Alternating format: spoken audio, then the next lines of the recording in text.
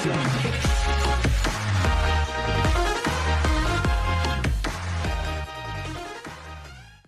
know, it's written in the good book that whatsoever a man soweth, that shall he also reap. Well, you know, Emerson said that was the law of laws, and he said if that law didn't exist, we should invent it. I'm Bob Proctor, and I want to talk to you about the law of compensation.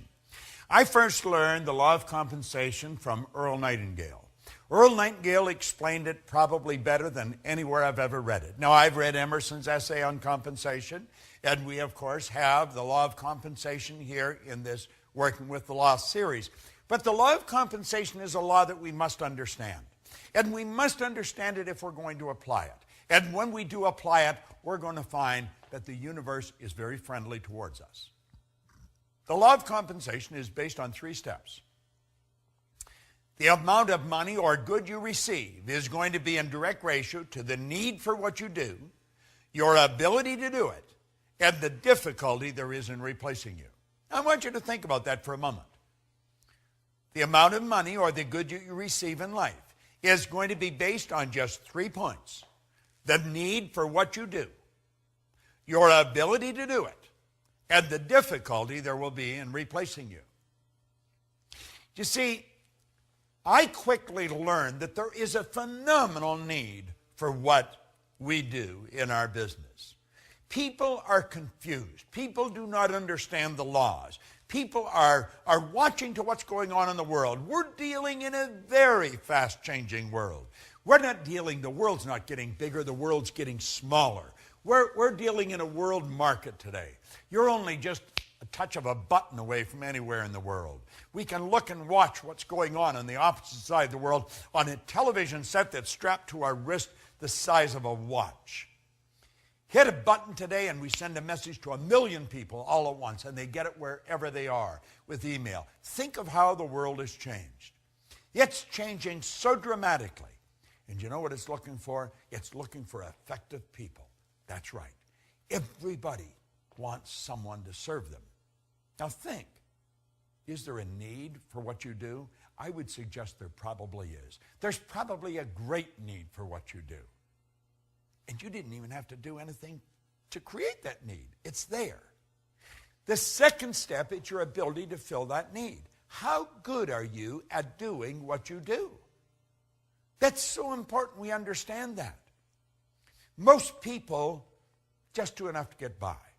It's been often said that most people work just diligently enough so they don't get fired, and the company pays them just enough so they won't quit. It doesn't work. It doesn't work. It's in violation of the law of compensation.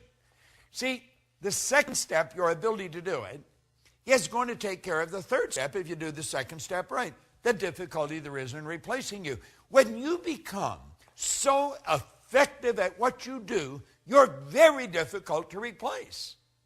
That's when your stock goes up. You will find that there will be people waiting in the wings to hire you, to pay you to go and work for them. When you perform your task to the very best of your ability, or when you are through your work and you do it well, you infallibly bring out the best there is in you. Now, you see, I learned a long time ago that if I make up my mind, I'm going to learn how to communicate this more effectively all the time, then my income is going to keep going up. My customers are going to keep coming. Now, we have people come to us from all over the world. That is not an accident. That is by design, and it's by law. Now, you might ask where you live. I live in Toronto, in Canada. Now, my office is in Phoenix, but I have other offices around the world, and I work with people all over the world. But how did you and I come together? I'm going to suggest that you and I came together because I made a decision many years ago that I was never going to stop attempting to improve the service I render. And hopefully, I would attract people like you into my life because I was giving the very best I've got and always trying to do it better. See, every day I study. I study every day. Now, I've been doing this since 1961.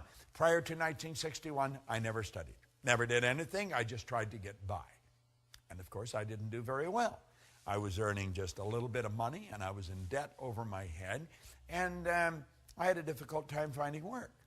Today, I don't have a difficult time finding work. I have a difficult time hiding from it periodically, but we work all over the world. Why? Well, 3 steps, law of compensation. The need for what you do, your ability to do it, and the difficulty there is in replacing you. Now, if you make up your mind that, and understand that you have infinite potential, no one knows what you're capable of doing. The most erudite scientist alive will not even guess at what you're capable of doing. As far as energy is concerned, we've studied this many ways. You've got about 11 million kilowatt hours per pound potential energy locked up in the electrons in the atoms of your body. Your brain is an electronic switching station that boggles the mind of the wisest. Your central nervous system is the most phenomenal electrical system in the entire universe. It would make a supercomputer look like a toy. Do you know that the blood circulates through hundreds of miles of passageway every 33 seconds, just like that? It carries all the food in, all the garbage out in one sweeping change. Have you ever stopped and thought about the power that you represent? You've got all these mental faculties. You can tap into an infinite source of supply. Listen, when we talk about you, we're talking about something that is awesome. The highest form of creation on the planet. That's what you and I are. Now, are we using it? Well, for many years I didn't. My whole idea was just get by. But then I started to study this material, and it started to make sense. And I thought, I'm going to change. I'm going to change how I'm living. And I got into Earl Nightingale's material. Now, I got into Napoleon first, then into Earl Nightingale's. And I began to study it. And I got into this law of compensation. Then I read Emerson's essay on compensation. Then I got into Raymond Hollywell's material on compensation. It's all telling us the same thing. It's up to you. It's up to you. The universe will give you whatever you ask for. But you ask in the form of providing service. You see, you get back exactly what you put out. You put a lot out, you get a lot back. We are raised with the misconception that you go to work to earn money. You don't go to work to earn money. Working is the very worst way to earn money. We have a company called the Chairman's Club. And the Chairman's Club is designed for one thing, to show people how to earn money.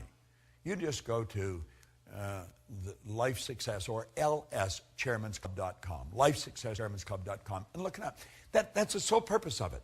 And in that club, we show people how to earn money, how to set up multiple sources of income. But the whole thing is based on providing service. You've got to provide service. See, the concept behind the club is that you can earn so much money when you're sleeping, you can do whatever you want when you're awake.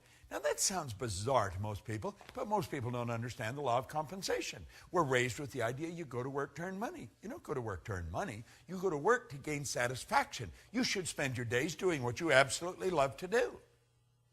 But compensation, think about it. Our compensation comes to us by law. It's based on 3 factors: the need for what you do, your ability to do it, and the difficulty there can be in replacing it. Now, I know you may have doubts. You may think, well, if I do more, I'm not necessarily going to get more. Well, you may not get it from where you're working. It may not come from there. It may come from somewhere else. You say, but the company makes up their mind how much I'm going to earn. No, they don't. You don't get your pay from the company. You get your pay through the company. Your pay comes from an infinite source of supply. You see, we've got a lot of these ideas wrong. And look at, if you become bigger than your present position, by law, you must move ahead. That is an absolute law. That's the basic law of the universe. When something becomes bigger than the position that it's in, it moves on to the next space. And if your company is not going to give you more, there's going to be a dozen companies waiting in the wings for you to come along and help. The law of compensation is probably one of the most important laws. I would suggest that as you turn this set off and you stop watching this particular video, ask yourself, how good am I at what I'm doing? Could I get better at it? Could I get a lot better at it? How can I get better at it? Understand this. You've got the potential. You've got more power than you will ever hope to utilize. Are you applying it? Who does a better job at what you do than you do? Are you studying those people? Study their lives. Find out what they do. Do what they do. Read the books they read. The more you study this material, the better you're going to get at what you do. But always remember, the law of compensation is based on 3 points. The need for what you do, your ability to do it, and the difficulty there is in replacing you.